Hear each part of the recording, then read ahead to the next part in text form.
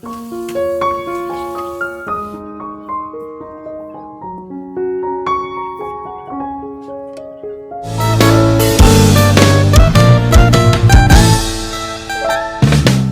Everyone, எல்லாரும் எப்படி இருக்கிறீங்கள்? இன்னும் ஒரு இன்ட்ரெஸ்டிங்கான வீடியோ ஒன்றில் உங்கள் எல்லாரையும் சந்திப்பதில் மிக்க சந்தோஷம்.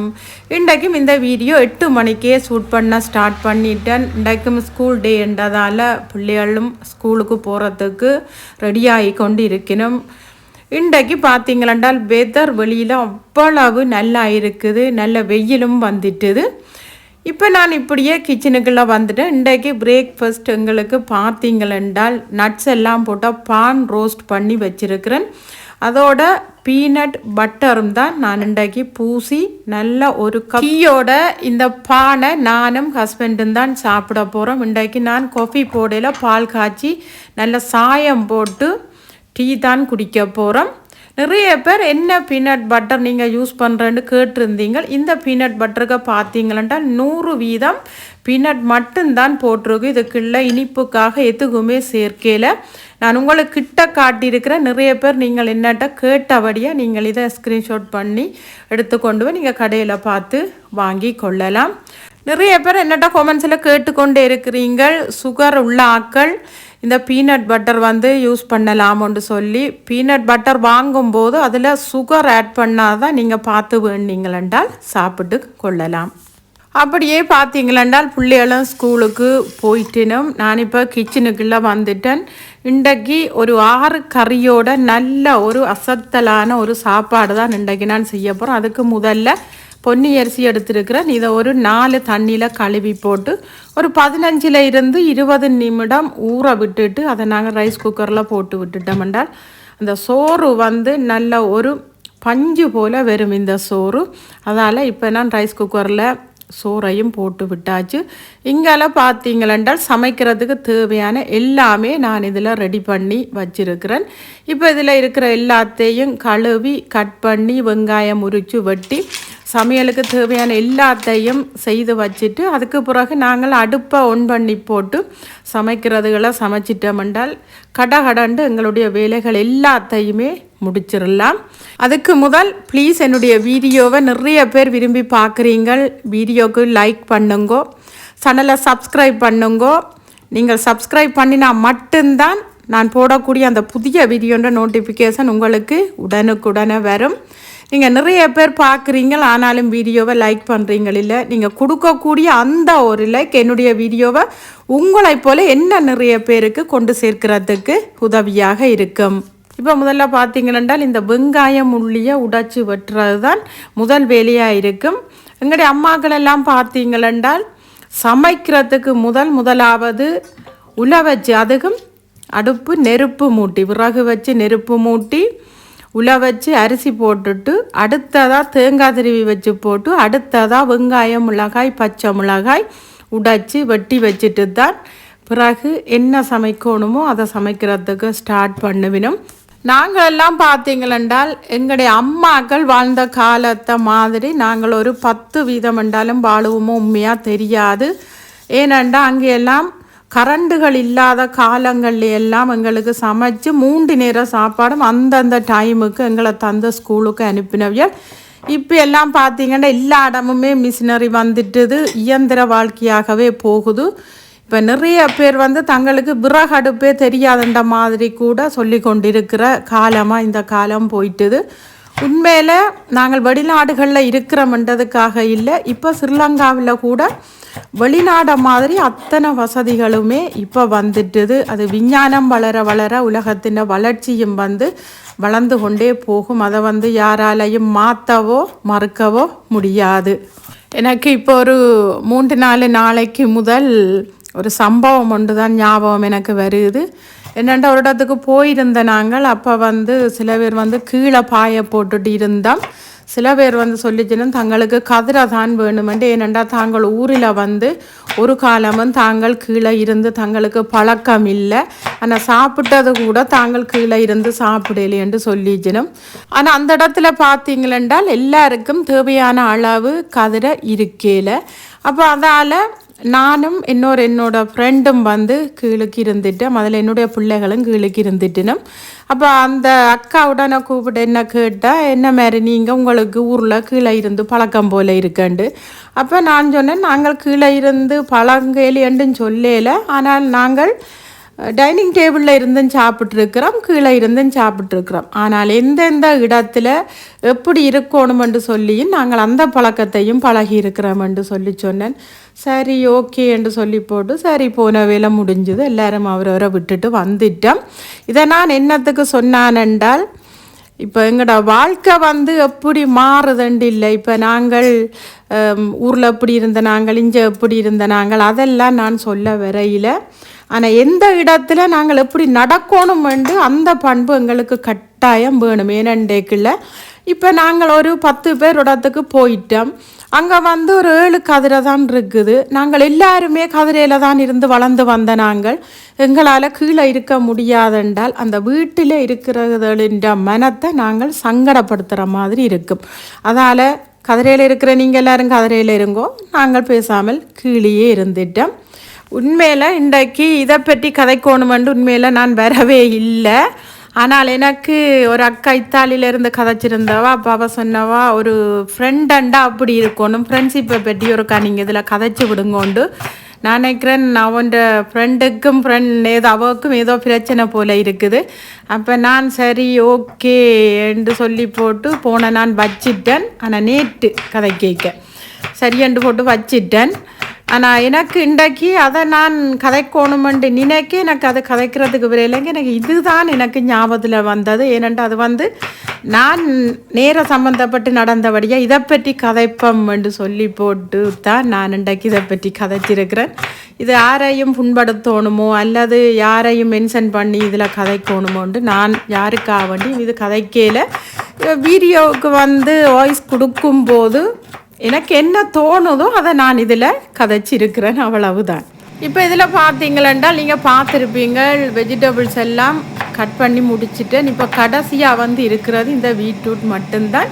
இங்கே கீரை வந்து இன்றைக்கு எனக்கு ஃப்ரெஷ்ஷாக கிடைக்கலைன்னு இந்த முன்கடைக்கு நான் வாங்குறதுக்கு போகலை. இப்போ ஃப்ரோசன் கீரை தான் இருந்தது. சரி ஓகே அதை எடுத்து வச்சிட்டேன். என்ன அது இழகிட்டுது. இப்போ அதையும் கத்தியால் கட் பண்ணினா நல்லா சின்ன அது வந்து நல்லா கட் பண்ணி வந்துடும். அங்கால சோயா மீட்டும் ஊற விட்டு புளிஞ்சு எடுத்து வச்சிருக்கிறேன். இப்போ பார்த்தீங்களென்றால் லாஸ்ட்டாக இதுவும் கட் பண்ணி முடிச்சிட்டேன். இப்போ இங்கால ஒரு பேன் ஒன்று அடுப்பில் வச்சுருக்கிறேன். தேவையான அளவு நல்லெண்ணெய் விட்டு குழம்பு கறிக்கு தேவையான வெங்காயம் உள்ளி இதில் சேர்த்துருக்கிறேன். இன்றைக்கு நான் சோயா மீட்டும் உருளைக்கிழங்கு பொரிச்சும் தான் நான் குழம்பு வைக்க போகிறேன். என்னடா மரக்கறி என்றால் எப்பயுமே சோயா மீட்டும் உருளைக்கிழங்கு தான் பிள்ளைகள் வந்து விரும்பி சாப்பிட்றது உண்டு. அது சமைச்சிட்டு நாங்கள் என்னத்தை சமைச்சாலும் அவியல் அவ்வளவுத்துக்கு விரும்பி சாப்பிடணும். இதுக்குள்ள ரம்பையில் கருவேப்பிலை போட்டுக்கிறேன். கடுகு கொஞ்சமாக ஃப்ளேவருக்காக வெந்தயம் பெருஞ்சீரகம் இது எல்லாத்தையும் போட்டு நல்ல வடிவாக வதக்கி விடுவோம். எவ்வளவுத்துக்கு இது வதங்குதோ அவ்வளவுத்துக்கு அந்த கறி வந்து எங்களுக்கு டேஸ்ட்டாக இருக்கும். அதுக்காக நல்லா இது கருகிறதுக்கு நாங்கள் வதக்கக்கூடாது. இப்போ இதுக்கு தேவையான அளவு தக்காளி பழம் பேஸ்ட்டு நான் சேர்த்துருக்கிறேன். நீங்கள் ஃப்ரெஷ்ஷான தக்காளி பழம் ஒன்று நீங்கள் வெட்டி நல்ல வடிவாக ஒரு பேஸ்ட்டாக வெறும் மட்டும் வதக்கி எடுத்துக்கொள்ளுங்க. தேவையான அளவு தூளும் சேர்த்துருக்கிறேன். இப்போ பார்த்திங்கன்னா அந்த எண்ணெயில் அந்த தூளையும் நல்ல வடிவாக வதக்கி எடுத்துட்டு இப்போ அவிச்சு எடுத்து வச்சிருக்கிற சோயா மீட்டை இதில் ஆட் பண்ணிட்டேன். இதுக்கு தேவையான அளவு உப்பும் ஆட் பண்ணிட்டேன். இப்போ நல்லா இந்த தூளோட சேர்கிற மாதிரி இந்த சோயா மீட்டை நல்ல வடிவாக மிக்ஸ் பண்ணி விடுவோம். நல்லா மிக்ஸ் பண்ணி விட்டுட்டு நாங்கள் இதை இப்படியே விட்டுட்டோம்னால் அந்த தூள் அந்த உப்பு அதெல்லாமே இந்த சோயா மீட்டில் நல்ல வடிவாக ஊறி வந்துடும். ஆனால் இந்த சோயா மீட்டோடு சேர்ந்து இந்த தூள் அவியறதுக்கு தேவையான அளவு தண்ணி விட்டு கொள்ள போகிறேன். ஏனெண்டா கொஞ்சம் குழம்பாத்தான் நான் இது வைக்க போகிறேன். இப்போ ஏப்ரலில் தான் நான் உருளைக்கிழங்க வச்சிருக்கிறேன். நான் எண்ணெயில் பொரித்து எடுக்கையில் இப்போ பாருங்கோ தேவையான அளவு தண்ணியும் விட்டுட்டேன். இது இப்படியே மூடி விடுவோம் ஒரு கொதிக்கு வரட்டுக்கும். இங்கால பார்த்தீங்களென்றால் உள்ளி மிளகு குத்தி நல்லா தேங்காய் பாலும் விட்டு நல்ல ஒரு சொதி வைக்க போகிறேன். அதுக்கு தேவையான அளவு தேங்காய்னா கொஞ்சமாக வெந்தயம் பச்சை மிளகாய் வெங்காயம் உள்ளி இது எல்லாத்தையும் சேர்த்து கொஞ்சம் வதக்கி விட போகிறேன். ஒரு 50 வீதம் எங்களுக்கு வதங்கி சென்றாலே ஓகே. இது நல்ல வடிவாக நாங்கள் வதக்க வேண்டிய தேவை இல்லை. பாருங்க, இது போல் நல்ல வடிவாக வதக்கி விடுவோம். இப்போ ஒரு தக்காளி பழம் வெட்டி வச்சுருந்தேன்னா இப்போ இந்த தக்காளி பழத்தையும் போட்டுட்டு தேவையான அளவு உப்பும் நான் சேர்த்து கொள்ள போகிறேன். இந்த தக்காளி பழம் நல்ல பேஸ்ட்டு மாதிரி எங்களுக்கு வதங்கணும் இல்லை. அடுப்பை நல்லா குறைச்சி விட்டுட்டு இந்த உப்பு இந்த தக்காளி பழத்தோடு சேர்ந்து நல்லா அவிஞ்சு வரட்டுக்கும். அதுக்காக நான் ஒரு மூடியால் மூடி வச்சிருக்கிறேன். இப்போ எங்கால பார்த்தீங்களென்றால் இந்த சோயா மீட்டுகளில் உருளைக்கிழங்கு ஆட் பண்ண போகிறேன். நல்ல வடிவாக ஆட் பண்ணி போட்டு திருப்பியும் நான் இதை மூடி விட போகிறேன். ஏன் ஆரம்பத்தில் நான் இந்த உருளைக்கிழங்கு இதில் ஆட் பண்ணலையேண்டா உருளைக்கிழங்கு ஆல்ரெடி நான் ஏப்ரேரில் வச்சு ஃப்ரை பண்ணி வச்சுருக்கிறேன். போட்டுட்டோம் என்றால் இது நல்லா கரைஞ்சி எங்களுக்கு வந்துடும். இப்போ பார்த்தீங்களா டேஸ்ட்டுக்கு தேவையான அளவு பழப்புளி நான் சேர்த்துக்கொள்கிறேன். இந்த பழப்புளியை நல்ல வடிவாக மிக்ஸ் பண்ணி போட்டு திருப்பியும் ஒரு 2 நிமிடத்துக்கு நான் இதை மூடி விட போகிறேன். அதுக்கு பிறகு நான் இதுக்கு நல்ல ஒரு திக்கான தேங்காய் பால் விட்டுட்டு 2 நிமிடம் அப்படியே விட்டுட்டு இறக்கி கொள்ள போகிறேன். உங்களுக்கு பால் விட விருப்பம் இல்லைண்டா நீங்கள் இப்படியே இந்த கறியை இறக்கி கொள்ளலாம். இப்போ பார்த்தீங்களென்றால் இந்த சொதிக்கு தேவையான அளவு புளியும் சேர்த்துக்கொள்கிறேன். அப்போ தான் இந்த உள்ளி மிளகு குத்தி போட்டு இந்த சொதி சாப்பிடக்கு அவ்வளவு டேஸ்ட்டாக இருக்குது. இப்போ கொஞ்சமாக தண்ணியும் சேர்த்துக்கொள்கிறேன். கணக்க வேண்டாம், நீங்கள் எவ்வளவு ஆக்களோ அதுக்கேற்ற மாதிரி நீங்கள் அந்த தண்ணின்ற அளவை கூட்டியோ குறைச்சோ விட்டு கொள்ளலாம். இப்போ எங்கால பார்த்தீங்கன்னா எங்களுடைய சோயா மீட் கறி ரெடி ஆகிட்டது. உண்மையில் அந்த ரம்பையில் போட்டது அந்த ஃப்ளேவர் அவ்வளோ ஒரு சூப்பராக இருக்குது. இப்போ கறியை நான் இறக்கி கொள்ள போகிறேன். இப்போ இங்கால பார்த்தீங்களென்றால் பேன் அடுப்பில் வச்சுட்டு கறி மிளகாயும் கேரட்டும் பால் கறி வைக்க போகிறேன். இப்போ இந்த கறி மிளகாயும் கேரட்டையும் சேர்த்துட்டேன். இதுக்கு தேவையான அளவு வெங்காயமும் நான் சேர்த்துக்கொள்கிறேன். இதுக்கு தேவையான அளவு பச்சை மிளகாய் சேர்த்துக்கொள்கிறேன். இதோட கொஞ்சமாக தேங்காய் எண்ணெயும் சேர்த்துக்கொள்கிறேன். மஞ்சள், உப்பு, கொஞ்சமாக பெருஞ்சீரகம், உள்ளி இது எல்லாத்தையும் சேர்த்துட்டு அடுப்பை குறைச்சி விட்டுட்டு இப்படியே நாங்கள் மூடி விட்டுருவோம். நாங்கள் விட்ட அந்த தேங்காய் எண்ணெயில் இந்த கறிமிளகாயும் கேரட்டும் நல்ல வடிவாக வதங்கி வர வேணும். உண்மையில் இதுக்கு ரொம்ப கருவேப்பிலை இந்த பெருஞ்சீரகம் எல்லாம் போடுறபடியால் இந்த கறி இந்த எண்ணெயில் வதங்கி வரும்போது அவ்வளோ ஒரு டேஸ்ட்டாக இருக்குது. நீங்கள் கட்டாயம் ட்ரை பண்ணி பாருங்க. இப்போ இங்கால மற்ற அடுப்பில் பீட்ரூட்டை வெட்டி வச்சுருக்கிறேன். இப்போ இந்த பீட்ரூட்டுக்கு தேவையான அளவு பச்சை மிளகாய், உள்ளி, வெங்காயம் எல்லாமே இதில் நான் சேர்த்துருக்கிறேன். இப்போ கொஞ்சமாக பெருஞ்சீரகம் சேர்த்துக்கொள்கிறேன். ஏனென்றால் அந்த பெருஞ்சீரகத்தின் ஃப்ளேவர் நல்லா இருக்கும். இதுக்குள்ள ஒரு ஸ்பூன் அளவுக்கு தேங்காய் எண்ணெயும் நான் சேர்த்துருக்கிறேன். ஏனென்றால் இந்த தேங்காய் எண்ணெயோட இதெல்லாம் சேர்ந்து வதங்கி வரைக்கும் அவ்வளவு டேஸ்ட்டாக இருக்கும். இப்போ தேவையான அளவு உப்பும் நான் இதில் சேர்த்துட்டேன். இதை இப்போ நான் மிக்ஸ் பண்ணையில் இப்படியே ஒரு கொதி வரட்டுக்கும் அடுப்பை குறைச்சி வச்சுட்டு மூடி விட்டு கொள்ளுவோம்.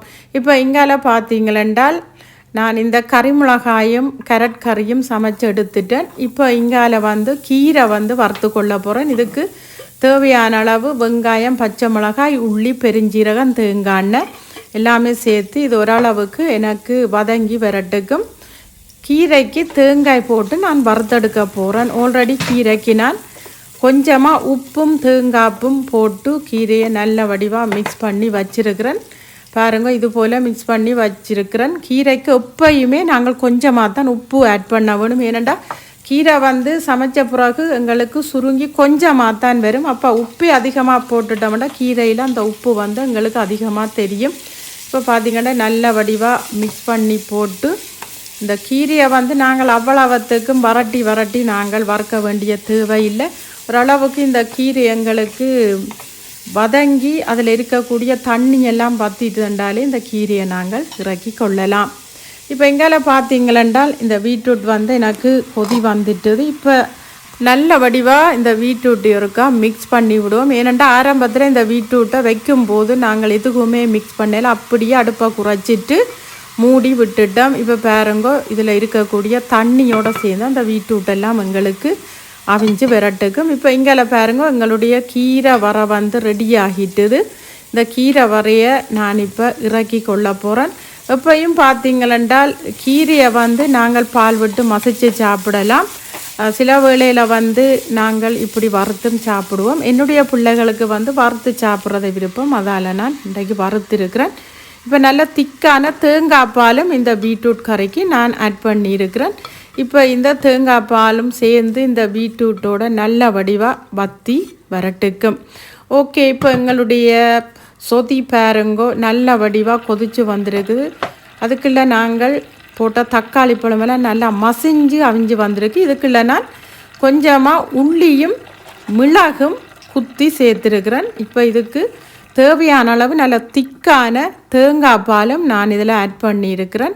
தேங்காய் பாலை விட்டுட்டு நாங்கள் நிறைய நேரம் கொதிக்க வைக்க வேண்டிய தேவையில்லை.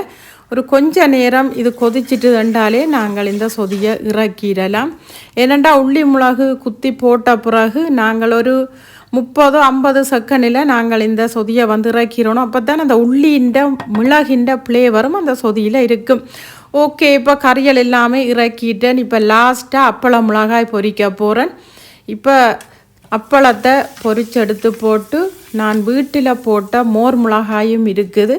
இப்போ அந்த மோர் மிளகாயையும் பொரிச்சிட்டேன் என்றால் என்னுடைய இன்றைய சமையல் எல்லாமே முடிஞ்சுது. இன்றைக்கு சமையல் ஸ்டார்ட் பண்ணிக்கல பார்த்தீங்களென்றால் 9-9:30 ஆகிட்டுது. அதுக்கிடையில் நான் எந்த வேலையுமே செய்யலை. ஏனெண்டா சமையல் வேலையை முடிச்சிட்டு மிச்ச வேலையெல்லாம் செய்வோம்னு சொல்லி போட்டு தான் நான் இப்போ கிச்சனுக்குள்ளே நின்று இந்த சமையல் வேலையிலேயே முடித்தது. ஏனெண்டா பிள்ளைகள் ஸ்கூலால் 12 மணிக்கு வருவினும் சாப்பிட்றதுக்கு. அப்போ அவைக்கு இது ரெடியாக இருந்தால் அவைகள் நிறைய மிரக்கறியை பார்க்கும்போது விரும்பி சாப்பிடணும். இதுதான் எங்களுடைய இன்றைய அசத்தலான சமையல். பார்க்கவே உங்களுக்கே ஆசையாக இருக்குன்னு நினைக்கிறேன்.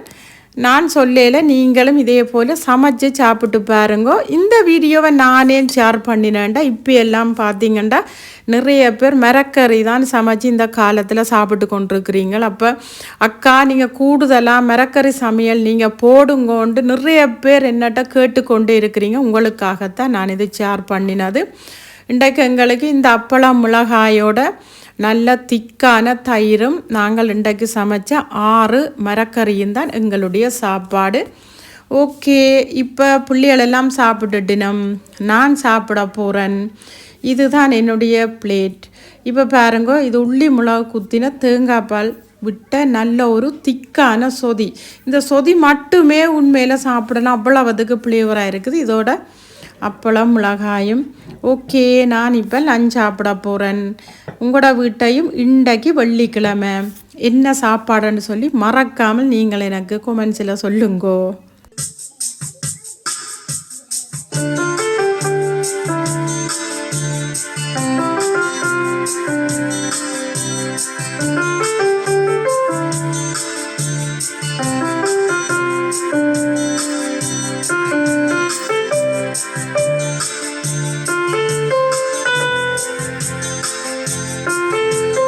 ஓகே, இப்போ லஞ்ச் எல்லாமே முடிச்சிட்டு பாருங்க, என்னுடைய கிச்சன் இப்படித்தான் இருக்கு. எல்லாமே க்ளீன் பண்ணி விட்டுட்டேன்.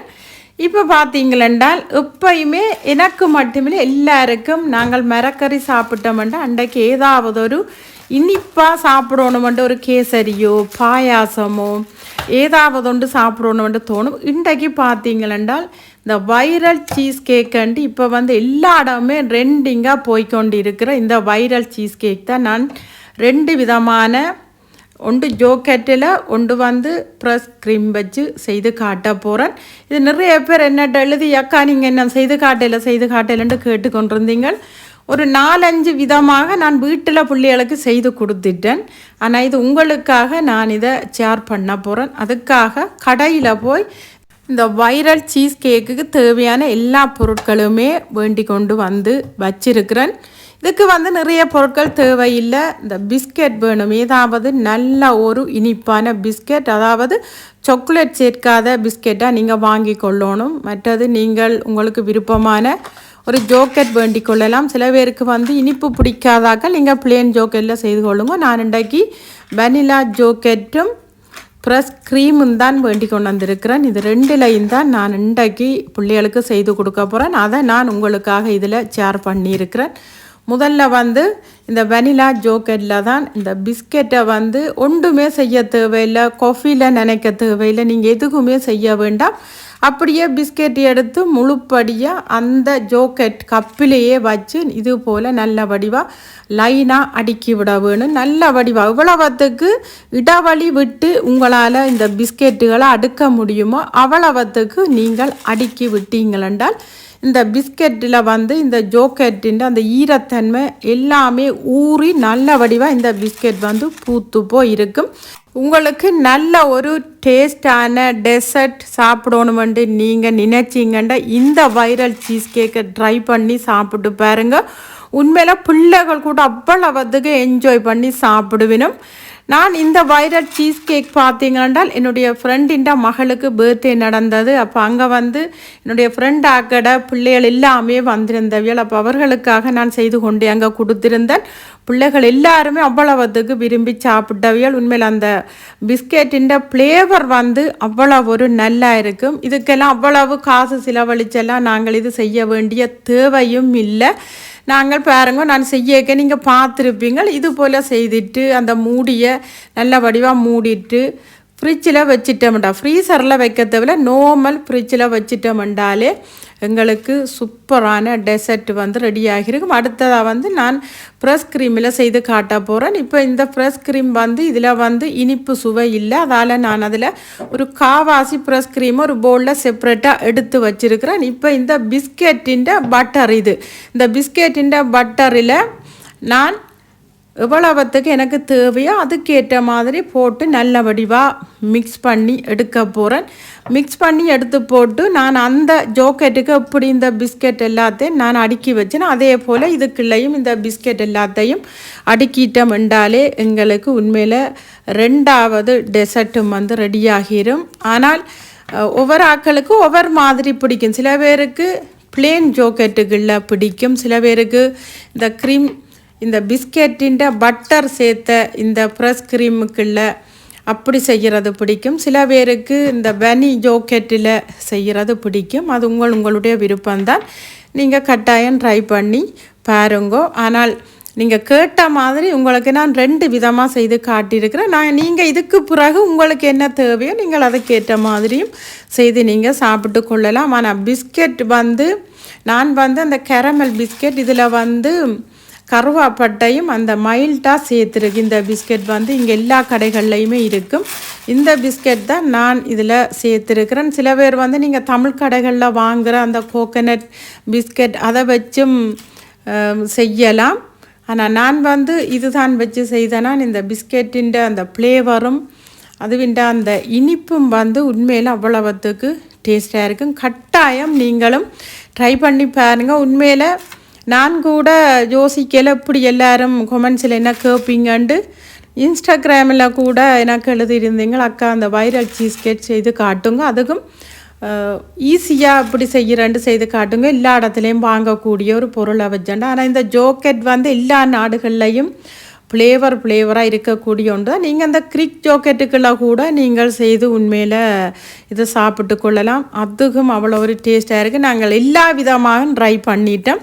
வீடியோக்கு ஈஸியாக வாங்கக்கூடிய இந்த 2, ஒன்று வெனிலா ஜோக்கெட், ஒன்று ஃப்ரெஷ் க்ரீம், இதில் நான் உங்களுக்கு செய்து காட்டியிருக்கிறேன். இப்போ பாருங்க, இது எல்லாத்தையும் நான் 2ஐயும் ஃப்ரிட்ஜில் வைக்க போகிறேன். இப்போ இதை நான் ஃப்ரிட்ஜில் வச்சிட்டு இப்போ நான் இது ஈவினிங் செய்கிறேன். நான் நைட் எப்படி இருக்குன்ட்டு உங்களுக்கு காட்டுறேன். பாருங்க, இவ்வளவத்துக்கு உங்களுக்கு பார்க்கவே தெரியுது அந்த பிஸ்கெட் வந்து இவ்வளவத்துக்கு பெருசாகி இருக்குதுன்ட்டு உங்களுக்கு பார்க்கவே தெரியுது. நான் சொல்ல வேண்டிய தேவையில்லை. இங்கே பாருங்க, நான் இப்போ இந்த மூடியை திறக்க போகிறேன். திறக்கும் போதே உங்களுக்கு தெரியுது அந்த பிஸ்கெட்டு வந்து அவ்வளவத்துக்கு அந்த திக்கான ஒரு பிஸ்கெட்டாக வந்திருக்கு. என்னென்னா அந்த ஈரத்தன்மையில் அந்த பிஸ்கெட் எல்லாம் அவ்வளவத்துக்கு பூத்து போய் இருக்குது.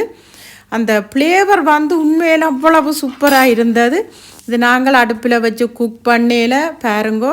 ஆனாலும் அவ்வளோ ஒரு டேஸ்டான ஒரு டெசர்ட்டுன்னு சொல்லலாம். இங்கே பார்க்கவே உங்களுக்கு தெரியுது அந்த கரண்டியை வச்சு அள்ளும் போது அந்த ஐஸ்கிரீம் நாங்கள் எடுக்கும்போது எப்படி இருக்குமோ அதே போல் தான் இருக்குது. அந்த ஐஸ்கிரீம் குப்பால் எடுத்தால் உண்மையில் அந்த ஐஸ்கிரீம் மாதிரியே இது இருக்குமென்ட்டு நான் அந்த டைம் ஃபீல் பண்ணினேன். உண்மையில் அவ்வளோ ஒரு டேஸ்டான ஒரு டெசர்ட். நீங்கள் உங்களுக்கு விருப்பப்பட்ட மாதிரி உங்களுக்கு கிடைக்கக்கூடிய பிஸ்கெட்டை வச்சு நீங்கள் இதை செய்து கொள்ளுங்க. ஆனால் சாக்லேட் இதில் இருக்கக்கூடிய பிஸ்கெட்டை நீங்கள் செய்தீங்கன்னா அந்த டேஸ்ட்டு வந்து டோட்டலாகவே வேறு மாதிரி இருக்கும்.